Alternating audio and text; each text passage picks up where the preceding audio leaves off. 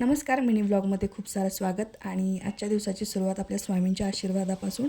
आणि दुसरी म्हणजे चहा तर हा लागतोच, कारण की त्याशिवाय दिवसाची सुरुवात झाली असं वाटत नाही. त्यामुळं पहिला हा चहा घेतला. त्यानंतरनं जेवणाची तयारी चालू केली. तर त्यामध्ये आज कच्च्या टोमॅटोची भाजी, ही होती स्पेशल. तर ती सर्व बनवण्याची तयारी चालू केली होती मी.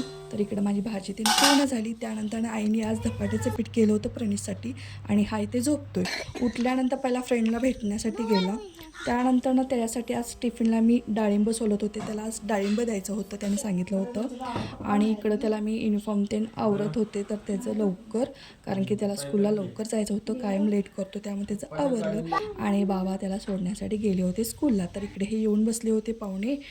आज पलीकडच्या शेतामध्ये सोयाबीन काढत होते. तर यांनी हजेरी लावली होती फॅमिली सकट. तर चला भेटू एका नवीन ब्लॉगमध्ये.